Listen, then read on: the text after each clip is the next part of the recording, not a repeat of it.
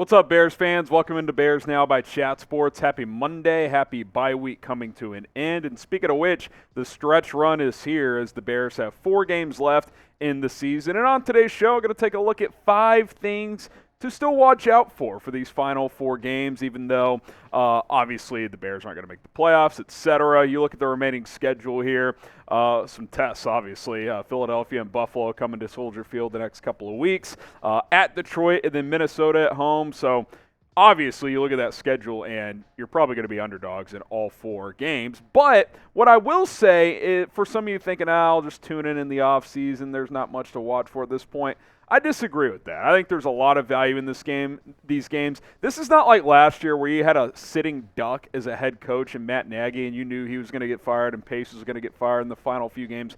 Really didn't have any value. Matt Eberflus is in year 1. There's things he can improve at. There's things some young players on this team who are going to be a part of the future can improve at. And there's guys on one-year deals that have a lot to show, whether they're going to be here or somewhere else in the future. There's value in these games. So I'm going to break down what I think is something to keep an eye on over the final month of the season. Now, fill in the blank for me. The Bears will win blank more games. I mean, the answer is probably 0. And hey, that's probably for the best, right, when it comes to the NFL draft, currently sitting in that number 3 slot in the draft order. So fill in the blank, predict it. How many more games will the Bears win this season? All right, 5 things to watch for the Bears over the final month. Justin Fields in the passing game. Obviously, Justin Fields has taken really good strides this year. There's no doubt that he's going to enter the offseason as the quarterback, and the Bears are going to attempt to build around him and rebuild this roster as a whole. I thought his last time out was probably his strongest passing game, just from an eye test standpoint. Yeah, he threw 2 picks, didn't throw a touchdown, but he was 20 of 25. The first pick was more on St. Brown than him. Second one, there's 40 seconds left, and you're down 2 scores.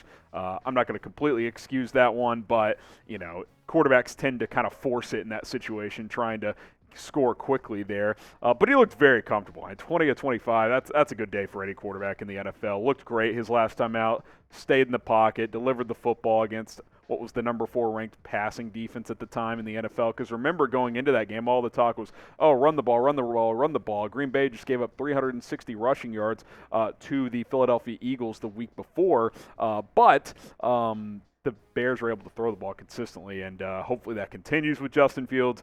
Get more confident and comfortable heading into the offseason as a pocket quarterback as well. We know he's a great runner. All right, Rocket Money sponsoring today's show. Cancel any unnecessary subscriptions with Rocket Money, because you may not have known this, but 80% of us have subscriptions that we're paying for that we either forgot about or didn't even know we were paying for. So what Rocket Money will do, first of all, download the app, rocketmoney.com/BearsNow. It'll show you all of your subscriptions on one screen, and then you can be like, oh, wow, I've got, Netflix, Hulu, Amazon, Xbox Live, yada, yada, yada. And you're like, okay, maybe I don't want this subscription anymore. I don't want that subscription anymore. Cancel. Boom. You hit the cancel button next to a subscription. Rocket Money is going to cancel it for you. So save money. Keep track of your finances. Stay on top of your upcoming bills. That is what Rocket Money is going to help you do. Really user-friendly app that you can download for free. RocketMoney.com/BearsNow. It is RocketMoney.com/BearsNow. Get rid of those subscriptions that you don't currently use, and maybe it's one that you use sometimes but not currently. Cancel it now, go at it again later. There's no problem in doing that either. Shout out to Rocket Money for sponsoring today's show. It's rocketmoney.com/BearsNow. That link is in the description of this video. Save some money by using Rocket Money. All right, next up on our Bears things to watch list is Justin Fields and Chase Claypool, building that chemistry, because kind of building off point 1 to point 2. No more Darnell Mooney for the rest of the season, and you spent a second-round pick on Claypool that might be one of the top 3 or 4 picks in the second round. So this is a guy that needs to be a factor next season. So start building that chemistry now. Obviously, it's been limited production for Claypool early on here. Obviously, it took 2, 3, 4 games to kind of get up to speed. But I think now with this bye week especially, he should be pretty full up to speed at this point. He's been here 6 weeks.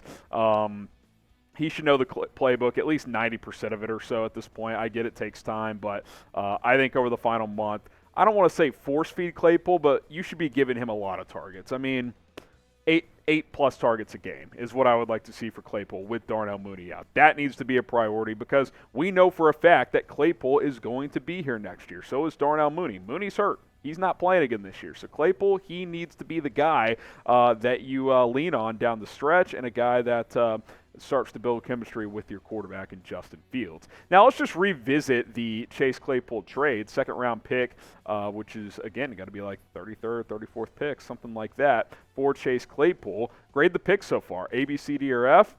Now, I don't think you can truly grade this trade until next year, but if I had to grade it at this exact moment, I'd say you lost the trade. I mean, I'd probably give it a D at this exact time, but I think it's way too early. The free agent class is not very good at receiver, so I get why they did it, and I'm not regretting the trade, but I think so far, for being objective, I would say the Steelers have won that trade. Drop a grade, A, B, C, D, or F. All right, thing number 3 to watch. More Alex Leatherwood, please. Come on down, Alex Leatherwood. He needs to be starting at right tackle. I want to see Alex Leatherwood play more the rest of the season, and ideally start and hopefully play every snap at right tackle the rest of the way. I thought his PFF grades against Green Bay the last time out only played 10 snaps, so obviously incredibly small sample size, but he held up. Didn't give up any pressures, didn't give up any sacks, looked good as a pass blocker, good as a run blocker. He was solid. He was really, really solid, and, he talked about how, he got mono and he lost 25 pounds, and he still, his wind is still catching up with him, etc., but you just had the bye week. I think he should be close to 100% at this point, and if that's the case, he should start the final 4 games, because let's say he goes out there the final 4 weeks, plays every snap, and balls out. It's still a small sample size, but you could enter the offseason and say, okay, maybe we address right tackle, but maybe not. Maybe he is the right tackle, Braxton Jones is the left tackle, and you prioritize the interior. I think Tevin Jenkins would be your right guard, but center, left guard potentially if you were to cut Cody Whitehair. So I want to see Alex Leatherwood play and start the final 4 games. Hopefully that ends up happening down the stretch of the season. Now, if you are a die-hard Chicago Bears fan, we're the channel for you. Hit that subscribe button here on Bears Now. The Bears are 3-10, but we've been bringing you videos every single day. A lot of YouTube channels, they mail it in when the season starts to go south. Not us. We're still bringing you coverage on a daily basis here on this channel. So hit that subscribe button right now. It's youtube.com/BearsNow. Don't miss any of our videos. All right, let's talk about the rookies, how the rookies finish, because, you always hear that rookie wall, that rookie wall. And I'm sure it's hit a little bit for some of these guys, but you get the late bye week, which I think actually helps, especially for rookies in this case. And I think these 5 players in particular, I want to see how they finish the season. Kyler Gordon has been very up and down this year. There's been flashes of greatness, but there's been a lot of struggling play as well. He was the first pick of the Ryan Poles era with that second-round pick. So, you want him to progress here. Jaquan Brisker as well. Both those guys had been in the concussion protocol prior to the bye week. I think they should be good by now, and if they are, hopefully they get out there. Velus Jones Jr., haven't seen much. I mean, up to this point, I don't like the label bust in year 1, but it wouldn't be unfair to say that. He just has not contributed. Braxton Jones at left tackle, listen, he's been fantastic. If he finishes strong, I think he's your left tackle for the future. And then undrafted free agent Jack Sanborn. Can he continue this level of play and go into the offseason and send the message of, hey, I'm a starter. I could be a starter for this team. I think as of now, I would say he's done that. Hopefully he finishes strong and leaves, no doubt. Will that rookie wall come? Has it come for some guys? Maybe. But you would think the late bye week would, help these guys, kind of rest up, get that energy back for the final push here, because it's important to play hard and play well for these guys to finish this season.